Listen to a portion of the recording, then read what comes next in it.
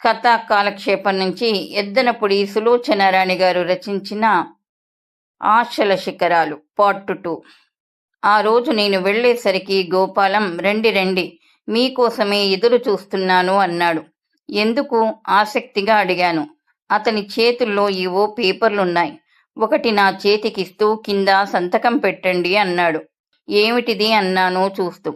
ఏదో ఉద్యోగానికి దరఖాస్తు. నేను శాంతం చదవకుండానే ఆ కాగితాన్ని పక్కకి పెట్టేశాను. అదేమిటి, సంతకం పెట్టరేం? ఇంక నుంచి ఇలాంటి వెర్రి ప్రయత్నాలు చేయదలుచుకోలేదు. అంటే ఎండమావులని తెలిసి కూడా పరిగెత్తడం అవివేకం కదా. గోపాలం నవ్వాడు. ఫలితాన్ని ఆశించకుండా ప్రయత్నం కొనసాగిస్తూ ఉండడం వివేకుల లక్షణం. ఎందుకొచ్చిన విషయాలు పోనిద్దురు. మీరలా తీసి పారేస్తే నేను ఒప్పుకోను. ఇంటర్వ్యూకు నేను వెళ్తున్నాను. మీరు కూడా రావాల్సిందే. నా జీవితంలో ఎంతో ముఖ్యమైన మలుపుకి గోపాలం ఆ విధంగా అనుకోకుండా కారణమయ్యాడు. గోపాలం బలవంతంపై నేను తప్పనిసరిగా ఇంటర్వ్యూకు బయలుదేరాను.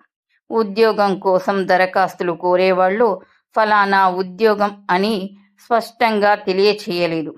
చదువు, చురుకుదనం కావాలన్నారు. 25 సంవత్సరాలు పైన పడిన వాళ్లే కావాలన్నారు. ఉత్సాహంగా, ఆరోగ్యంగా ఉండడం మొదటి లక్షణంగా కోరారు. మాకు కాస్త విచిత్రంగా, ఆసక్తిగానే అనిపించింది. గోపాలం నేను వెళ్ళేసరికి 25 మంది దాకా బిలబిలలాడుతూ క్యూలో ఉన్నారు. వాళ్ళని చూడగానే నేను గోపాలంతో, చూసారా, వాళ్లల్లో వీళ్ళకి కావాల్సిన మనిషి ఒకడే అయి ఉంటాడు. అనవసరంగా ఎంతమంది అమాయకంగా పడిగాపులు పడి ఉన్నారో అన్నాను కోపంగా. గోపాలం నిజమేనన్నట్టు తల పంకించాడు. వెళ్దాం పదండి, ఇంకెందుకిక్కడ అన్నాను. గోపాలం తటపటాయిస్తున్నట్టుగా నిలబడ్డాడు. ఇంతలో ఒకతను వచ్చి మా అందరి పేర్లు వరుసగా వ్రాసుకుని వెళ్ళాడు. లిస్టు ప్రకారం ఒక్కొక్కరిని పిలుస్తాం అని. కూర్చోమని మన్ననగా చెప్పి లోపలికి వెళ్ళాడు. మా వంతు వచ్చేసరికి దాదాపు 2 గంటలు పట్టింది. మేము వచ్చిన తర్వాత కూడా ఇంకో 5-6 వచ్చి కూర్చున్నారు. ఒక పోస్టుకి 30 మంది. ఇంతమందిలో ఎవరో ఆ అదృష్టవంతుడు. నాకంటే ముందుగా గోపాలమే లోపలికి వెళ్ళాడు. 10 నిమిషాల్లో తిరిగి వచ్చాడు. నేను ఆతృతగా అతని వైపు చూశాను. గోపాలం ముఖం నిండా చెమటలు పట్టి ఉన్నాయి. ఎలా ఉంది వరస అన్నాను కుతూహలంగా. వాళ్ల మొహంలా ఉంది. వెధవ చెత్త ప్రశ్నలు వాళ్ళు అడిగారు. నో యూస్, టైం వేస్ట్, మనకి రాదు చిరాగ్గా అన్నాడు. ఇంతలో నా పేరు పిలిచారు. లేచి నిర్లక్ష్యంగా లోపలికి వెళ్ళాను. ఈ ఉద్యోగం ఎలాగూ రాదు. ఆ సంగతి స్పష్టంగా తెలిసిన నాకు జంకుగా ఏమాత్రం అనిపించకపోగా, వీలైతే ఇంటర్వ్యూ చేసిన వాళ్లను కాస్త ఏడిపించేటట్టు సమాధానాలు చెప్పాలని కసిగా, సరదాగా కూడా అనిపించింది.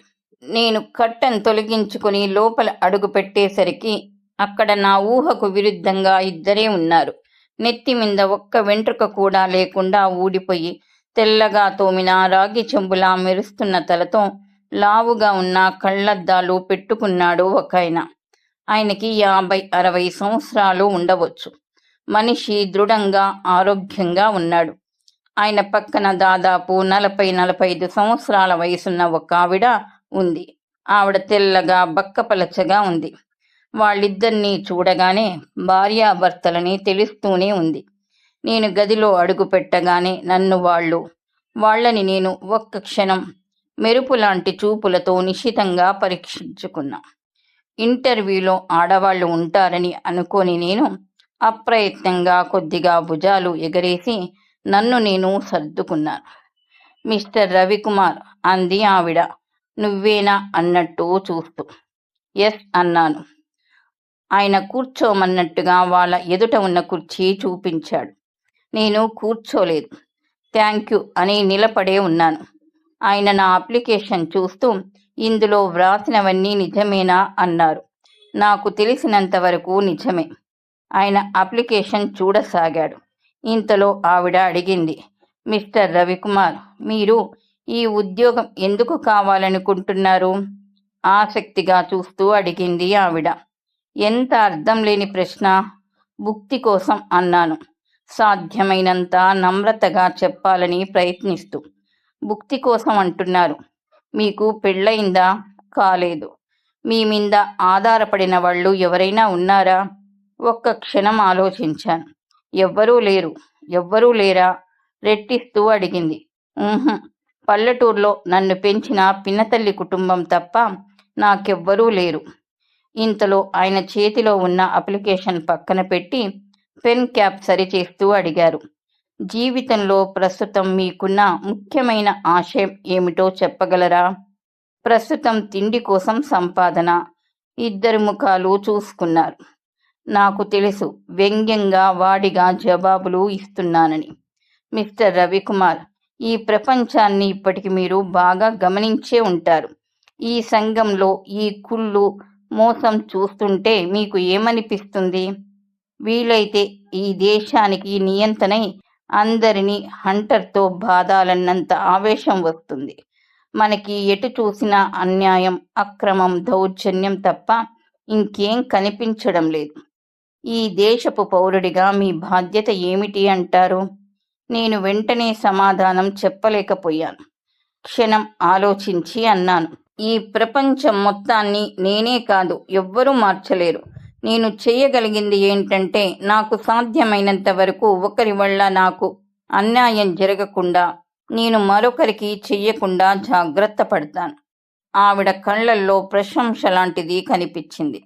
ఆయన నన్ను నిశితంగా గమనిస్తూ అడిగాడు. దేశం అభివృద్ధి చెందాలంటే మీకేది ఇష్టం? కమ్యూనిజమా, సోషలిజమా? సామాన్యమైన మనిషికి తిండి, బట్ట ఇవ్వగలిగిన ఏ ఈజమైనా నాకిష్టమే. రాజకీయాల మీద ఆసక్తి ఉందా? లేదు. నిజం చెప్పాలంటే అసహ్యం వేస్తుంది నాకు. ఎందువల్ల? ఈ రాజకీయాల వల్ల మనిషికి, వ్యక్తిత్వానికి మధ్య సరిహద్దు రేఖ చెరిగిపోయింది. కంచే చేను మేసే దుస్థితి వచ్చింది. దారి చూపుతారని నమ్మి పెత్తనం చేతికిస్తే అందర్నీ ముళ్ళ కంచెలోకి, అఘాతాల్లోకి లాగేస్తున్నారు. ఒకళ్ళ ఆలోచన లేకుండా చేసిన పనికి, తెలివి తక్కువగా మాట్లాడిన మాటకి కొన్ని వందల మంది మనశ్శాంతి, రక్షణ బలి అయిపోతున్నాయి. ఈనాడు జరిగేవి రాజకీయాలు కాదు, రాక్షసకీయాలు. నేనన్న దాంట్లో అనకూడనిది ఏముందో సడన్ గా వాళ్ళిద్దరూ చాలా సీరియస్ అయిపోయారు. నాకు అక్కడ నిలబడాలో వెళ్ళిపోవాలో అర్థం కాలేదు.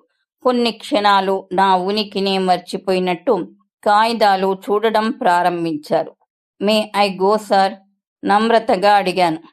ఆయన తలెత్తి నా వైపు చూస్తూ వెళ్ళవచ్చునన్నట్టు తల ఊపాడు. నేను వెనక్కి తిరిగాను. ఇంకో క్షణం ఉంటే కట్టం తీసి బయటకు వెళ్ళేవాడిని. మిస్టర్ రవికుమార్, వెనక నుంచి పిలిచాడు ఆయన. ఆగి తిరిగి చూశాను. మేము ఇవ్వబోయే ఉద్యోగం చాలా కష్టమైనది. దీనికి సరిపడితే కొన్ని సమయాల్లో క్షణం విశ్రాంతి లేకుండా గుడ్డు చాకిరీ చెయ్యాల్సి వస్తుంది. దానికి మీరు సిద్ధమేనా? నా కష్టానికి తగిన ప్రతిఫలం నాకు ముట్టుతుంది అనే సంతృప్తి కలిగితే నేను ఎంత కష్టపడడానికైనా సిద్ధమే. జీతం సుమారుగా ఎంత ఉండాలని కోరుకుంటున్నారు? నేను నవ్వాను. ఎంత కావాలని అడిగితే చాలా కావాలనే చెప్తాను. నేను కోరినంత మీరు ఇస్తారని నేను అనుకోను. మళ్ళీ ఇద్దరు ముఖాలు చూసుకున్నారు. ఆల్ రైట్, ఇంక నువ్వు వెళ్ళవచ్చునన్నట్టు తల పంకించారు. ఇద్దరికి విష్ చేసి బయటకు వచ్చాను. గోపాలం చెత్త ప్రశ్నలని ఎందుకు విసుక్కున్నాడో ఇప్పుడు అర్థమయ్యింది. కొట్టి పనికి మాలిన ప్రశ్నలు. ఏమైంది అన్నాడు గోపాలం. ఏముంది, ఇంటికి వెళ్దాం పద. నేను ముందే చెప్పానుగా, ఇవి మనకి రాని ఉద్యోగాలు అని. ఇద్దరం బస్టాండ్ వరకు నడక ప్రారంభించాం. ఇంతకీ వాళ్ళు ఆ ఉద్యోగం దేనికో, ఆ పోస్ట్ ఏమిటో చెప్పనే లేదు అన్నాను. అవును, నాకు అనిపిస్తున్నది. ఏమిటంటే వాళ్ళు ఏదో ముఖ్యమైన పని పెట్టుకున్నారు. దానికోసం చేతి కింద బాగా పని చేయగలిగిన వాళ్ళు కావాలి అనుకుంటాను. ఇంతలో బస్ రావడంతో ఇద్దరము ఎక్కేశాం. గోపాలం లోపలికి ఎక్కాడు. నాకు చోటు దొరకలేదు. ఫుట్బోర్డ్ మీద నిలబడి కమ్మి పట్టుకొని వేలాడసాగాను. బస్సు కదిలింది. గోపాలంతో పరిచయం అయిన తర్వాత నేను డబ్బుకి అట్టే ఇబ్బంది పడలేదనే చెప్పాలి. పని పాట లేని నేను తరచుగా సాధ్యమైనంత వరకు ఎక్కువ కాలం అతనితో గడపటానికి ఇష్టపడుతూ ఉండేవాడిని. గోపాలం నాలో ఏం చూశాడో నాకు తెలియదు. కానీ నేను మాత్రం అతనిలోని సరళత్వం, నలుగురితో సర్దుకుపోయే మనస్తత్వం వైపు ఆకర్షించబడ్డాను. గోపాలం నా రాకని ఏమాత్రం విసుక్కున్నా, నన్ను చూడగానే ఏ కాస్త ముఖం చిట్లించినా రెండోసారి మళ్ళీ నేను ఆ ఇంటి గుమ్మం ఎక్కేవాడిని కాదేమో. నన్ను చూడగానే అతని ముఖంలో తలుక్కుమనే ఆనందం నాలోని సంశయాన్ని రూపం లేకుండా మాయం చేస్తూ ఉండేది. కొద్ది రోజుల్లోనే మేమిద్దరం ప్రాణమిత్రులమయ్యాం. ఒకరిని ఒకరు మీరు అనే గౌరవవాచకం వదిలేసి నువ్వు అంటూ చెనువుగా పిలుచుకోసాగాం. పిల్లలిద్దరూ నా దగ్గర బాగా చెనువయ్యారు. మామయ్య అని పిలిచేవాళ్ళు. అతని భార్య సీత మాత్రం ఎప్పుడు నా ఎదుటికి రాకపోయినా ఆవిడ నోటి నుండి నా గురించి అన్నగారు అన్న సంబోధన నేను చాలాసార్లు విన్నాను. ఒక్క కోమలి విలాస్కి తప్ప మిగతా అన్ని చోట్లకి నేను అతని వెంట వెళుతూ ఉండేవాడిని. కోమలి విలాస్కి తనతో పాటు రావాల్సిందిగా గోపాలం నన్ను 1-2 సార్లు ఆహ్వానించాడు. జూదం పట్ల నా మనసులో ఉన్న అయిష్టతని అతని ముందు వ్యక్తపరచడం ఇష్టం లేక నేను వినిపించుకోనట్టే వెళ్ళిపోయాను. మరోసారి గోపాలం నన్ను బలవంతం చేశాడు. నాకు వేరే పని ఉందనే సాకుతో వెళ్ళిపోయాను. మరోసారి అతను నన్ను నిలదీశాడు. నేను నేర్పుగా ప్రసంగం మార్చబోయాను. కానీ గోపాలం నన్ను వదలలేదు. ముందు నా మాటలకి సమాధానం చెప్పండి. ఈ పని తప్పని అంటారా మీరు అని అడిగాడు. ఈ ప్రపంచంలో తప్పంటూ ఒప్పంటూ ఏదీ లేనే లేదు. అంతా మనం అనుకోవడంలోనూ సరిపెట్టుకోవడంలోనూ ఉంది. ఎంత పటిష్టమైన విషయమైనా తర్కంలోకి లాగితే అది ఆగదన్న సంగతి మీకు తెలుసు. పేకాట పేరు ఎత్తితే నాకు కుటుంబం గుర్తుకు వస్తుంది. పచ్చని ఆ సంసారం ఈ పేకాట అనే వ్యసనానికి బలి అయిపోయింది అన్నాను. గోపాలం కుతూహలంగా చూశాడు. నా మనసంతా విషాదంతో నిండిపోయింది. నాకు తెలియకుండానే నా కళ్ళ ముందు నేను చదువుకునే రోజుల్లో జరిగిన సంఘటన మెదిలింది. కొన్ని జ్ఞాపకాలు ఉంటాయి. అవి మహాభారంగా ఉంటాయి. వాటి బరువు గుర్తుకు వచ్చినప్పుడల్లా జీవనాడి కృంగిపోయినట్టే ఉంటుంది. పిట్ట కథ చెప్తున్నారా? నవ్వు తెచ్చిపెట్టుకుంటూ అన్నాడు గోపాలం. పిట్ట కథ కాదు, నీతి కథ అస్సలే కాదు. నా కళ్ళతో నేను స్వయంగా చూసిన యథార్థమైన కథ అంటూ చెప్పడం ప్రారంభించాను. నేను ఇంటర్ చదువుకునే రోజులవి. అద్దె కలిసి వస్తుందని ముగ్గురం కలిసి ఒకే గదిలో ఉంటున్నాం. మా గది పక్కనే ఇంకో వాటా ఉంది. అందులో భార్య, భర్త, ఒక పిల్లాడు ఉండేవారు. ఆయన ఎవరితోనూ ఎక్కువగా మాట్లాడేవాడు కాదు. ఇండ్లు ఆఫీసే లోకం అన్నట్టు ఉండేవాడు. ఆవిడ మాత్రం చాలా మంచిది. పచ్చటి ఛాయతో, పెద్ద బొట్టుతో, నవ్వు ముఖంతో కలకలడాడుతూ ఉండేది.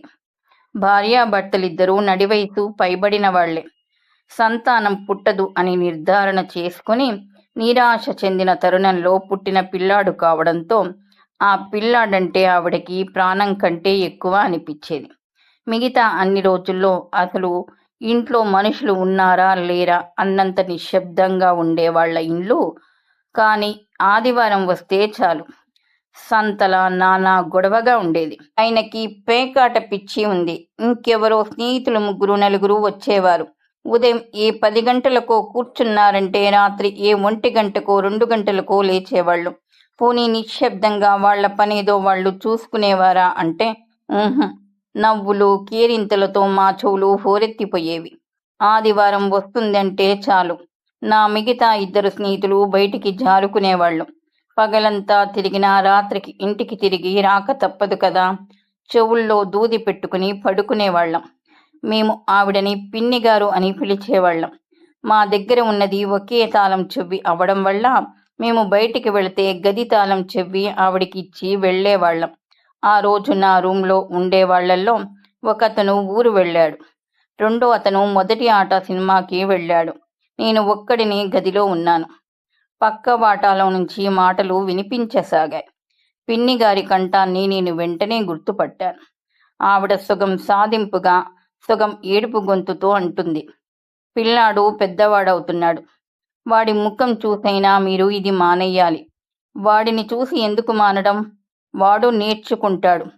వెర్రి వేషాలేస్తే డొక్క చీరేస్తానని చెప్పు. మీరు చేసిన పని ఇంకొకరు చేస్తే అది వెర్రి వేషమా? ఇదిగో, నన్నట్టే తరికించకు. తిక్కలేచిందంటే నేను మనిషిని కాదు. ఈ నెలలో మీరు పోగొట్టుకుంది ఎంతో తెలుసా? ఎంతైనా నీకు అనవసరం. నీ పుట్టింటి నుంచి తెచ్చిన సొమ్మేమీ ఖర్చు పెట్టలేదులే. ఇట్లా అయితే మనకున్న అప్పులెలా తీరుతాయి? ఆయన చర్రుమన్నట్టు పెద్దగా అన్నాడు.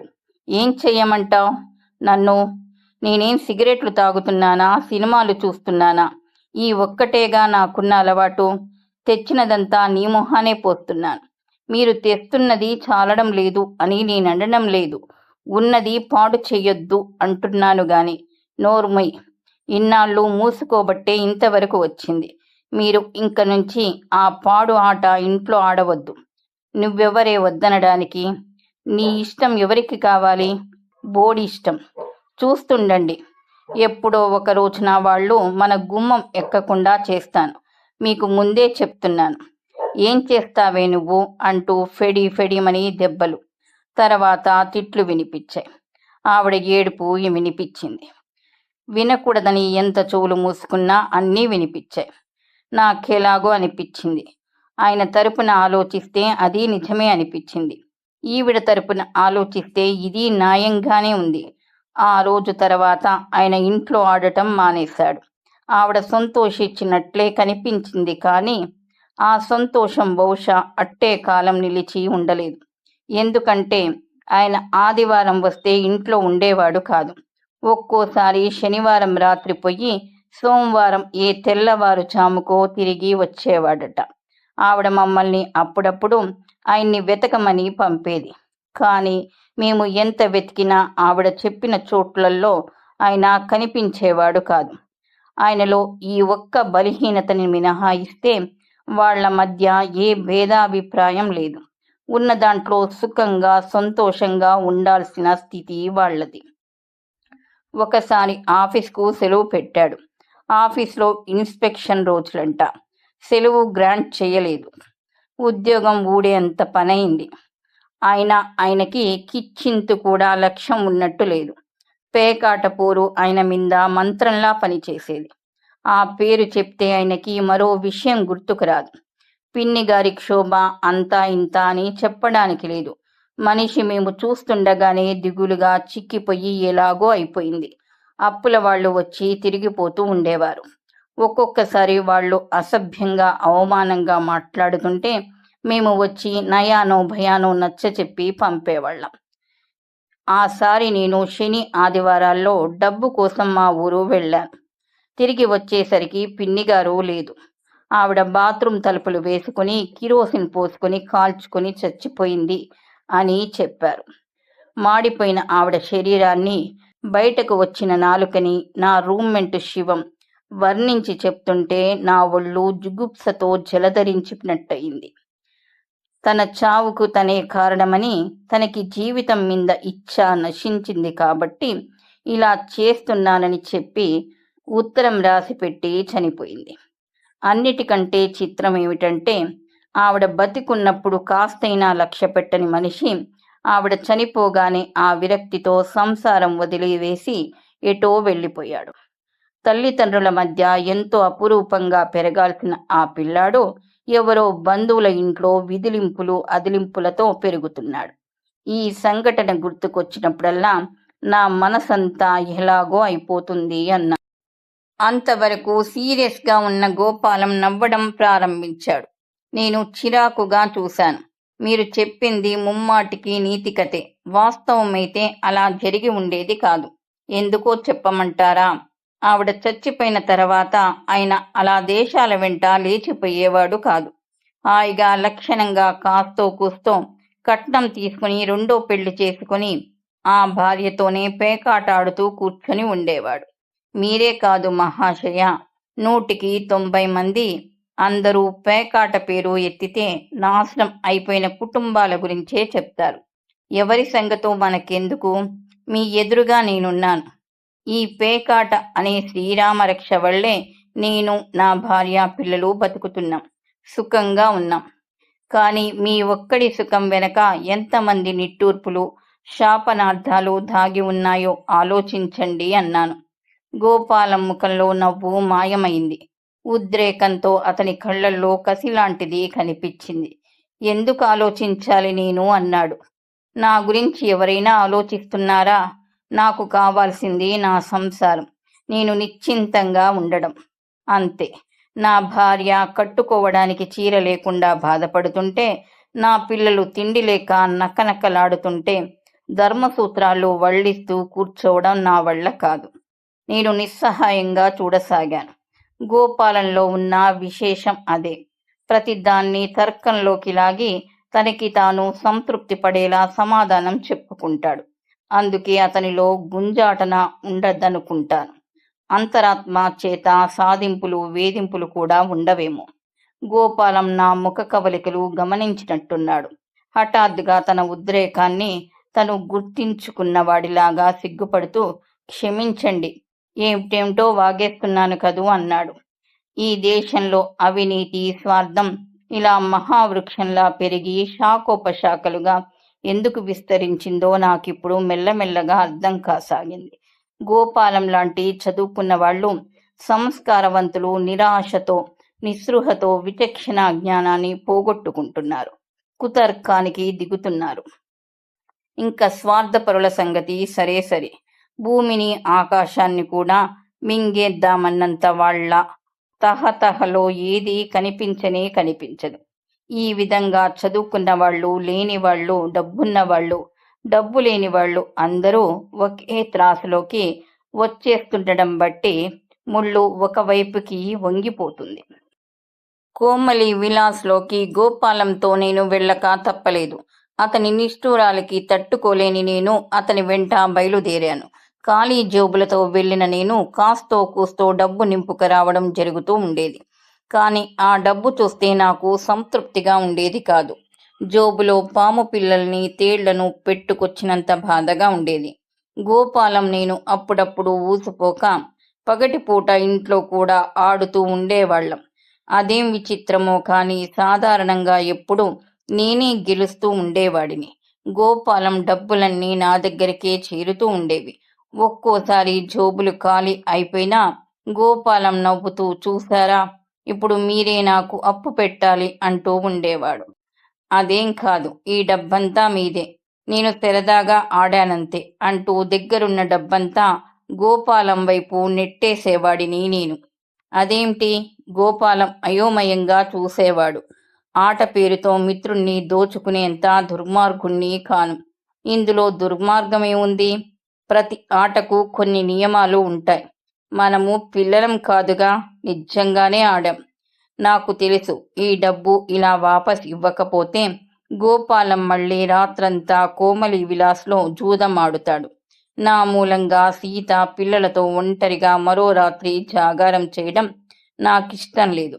గోపాలం ఎందుకు ఆగాడో చాలా సీరియస్గా డబ్బు చేతిలోకి తీసుకొని లెక్క పెడుతూ, సరే అయితే నేనేనా అంత నిజాయితీ లేనివాడిని? మీరు ఈ డబ్బు నా దగ్గర దాచుకున్నట్టే అనుకుంటాను అనేవాడు. ఆ విధంగా ఒకళ్ళకి ఒకళ్ళు సహాయపడాలనే సద్భావంతో మా ఇద్దరి మధ్య ఉన్న మైత్రి నానాటికి దృఢపడసాగింది. నేను ఆ రోజు గోపాలం ఇంటి నుంచి తిరిగి వచ్చేసరికి ఇంట్లో సందడి కనిపించలేదు. చిట్టి గొంతు తారాస్థాయిలో ఏడుస్తూ వినిపిస్తుంది. ఊరుకో, మా బాబువుగా, చెప్తుంటే నీకు కాదు, నా తండ్రివిగా, ఇంటైన పెద్ద కూతురు కాబోలు తమ్ముణ్ణి బతిమిలాడుతుంది. కాని చిట్టి ఆ మాటలు వినిపించుకున్నట్టే లేడు. చిట్టి, వరండాలోంచి కేక వేశాను. ఉష్, ఊరుకో, అంకుల్ వచ్చారు అంటుందా అమ్మాయి. చిట్టి ఏడుపు మరింత ఉధృతమైందే తప్ప తగ్గలేదు. చిట్టి, మరోసారి పిలిచాను. చిట్టి రాలేదు. తలుపు పక్కగా ఎర్రటి మట్టి గాజులున్న తెల్లటి చెయ్యి కనిపించింది. నాన్నగారున్నారా అన్నాను ఆ చెయ్యిని ఉద్దేశించినట్టుగా. లేరు, సినిమాకి వెళ్లారు. చిట్టి ఎందుకు ఏడుస్తున్నాడు? పిన్ని నాన్న సినిమాకి వెళుతూ వెంట తీసుకువెళ్ళలేదని. ఆ కంఠం ఏడుపు ఆపుకుంటున్నట్టుగా ఉండడం నేను గమనించకపోలేదు. చిట్టిని ఇలా పంపండి. ఆ అమ్మాయి వెళ్ళి మళ్ళీ బతిమిలాడింది. కానీ చిట్టి వినిపించుకునే ధోరణిలో లేడు. చివరికి కాళ్ళు చేతులు ఆడిస్తూ తిరుగుతున్న వాడిని బలవంతంగా లాక్కొచ్చి నా ముందు నిలబెట్టింది. వాడిని నేను అడ్డంగా ఎత్తుకుని గుండెలకి అదిమి పట్టుకుని మెట్లెక్కి పైకి నా గదిలోకి వచ్చాను. ఈ మధ్య నాకు కాస్త డబ్బు కొరత తీరడంతో వాడి కోసం అప్పుడప్పుడు కొద్దిగా చాక్లెట్లు, పిప్పర్మెంట్లు కొని తెచ్చి నా దగ్గర ఉంచుకోవడం అలవాటు చేసుకున్నాను. చాక్లెట్ చూడగానే వాడి కళ్ళల్లో తలుక్కుమనే ఆనందం నాకు చూడముచ్చటగా ఉండేది. డబ్బాలో నుంచి చాక్లెట్ ఒకటి తీసి వాడికి ఇచ్చాను. వాడు విసురుగా పుచ్చుకుని గిరాటు వేశాడు. చాక్లెట్లు పెట్టిన డబ్బా పూర్తిగా చేతికిచ్చాను. ఆ ముఖంలో నమ్మలేనంత ఆశ్చర్యం కనిపించింది. తీసుకో, అన్నీ నీకే అన్నాను.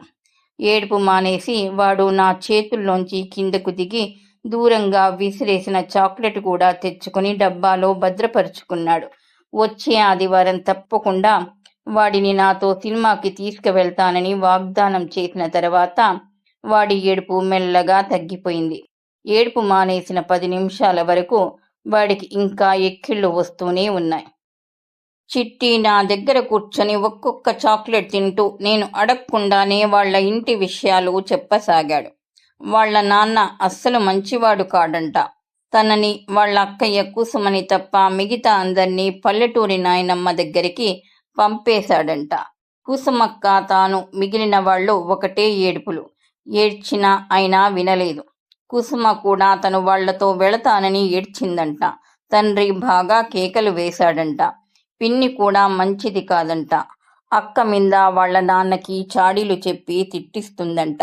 ఇది వరకు 1-2 సార్లు ముసలైన నాతో పట్నవాసంలో ఈ పిల్లలతో భరించడం చాలా కష్టంగా ఉందని వాళ్ళందరినీ పల్లెటూరిలో తన తల్లి దగ్గరికి పంపిస్తానని అనటం నేను విన్నాను. కానీ అది ఇంత త్వరగా అమల్లోకి వస్తుందని అనుకోలేదు. బహుశా ఈ పనికి కారణం సవతి తల్లే అయి ఉండవచ్చు. ఆవిడ ఈ మధ్య ఈ ఇంటికి వచ్చింది. ఆవిడ ఆనందానికి ఈ పిల్లలంతా అడ్డుగా ఉండి ఉండవచ్చు. ఏం మనుషులు! మనవళ్ళని ఎత్తుకోవలసిన ఈ వయసులో ఆయనకి 2వ పెళ్ళి.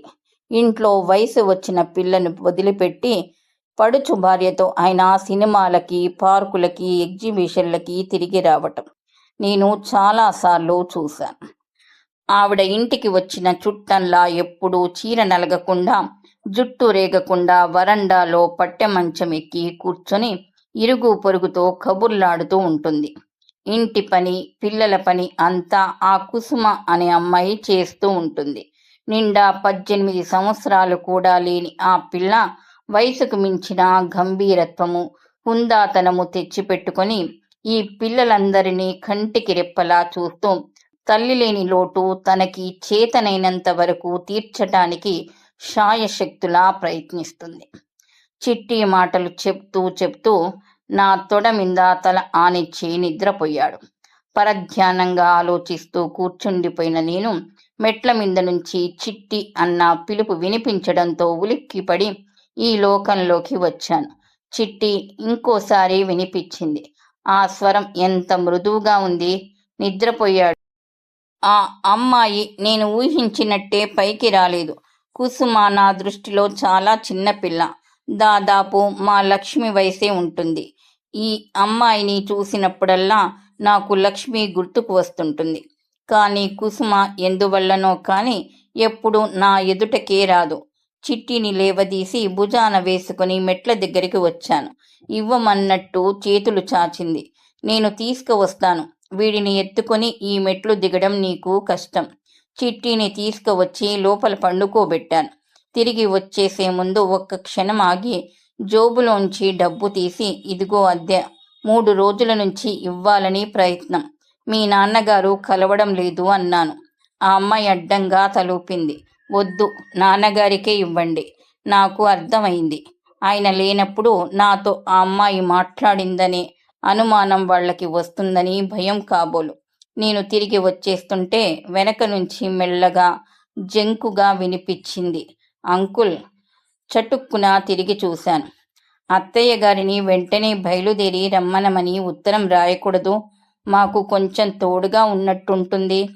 ఆ అమ్మాయి అడుగుతున్న ఆ తీరు, ఆ తొర్రుపాటు చూసి ఈ మాట అడిగే ముందు చాలాసార్లు రిహార్సల్ చేసుకుని ఉంటుందనుకున్నాను. గతుక్కుమన్న నేను సమాధానం చెప్పకుండా వడివడిగా అక్కడి నుంచి వచ్చేశాను.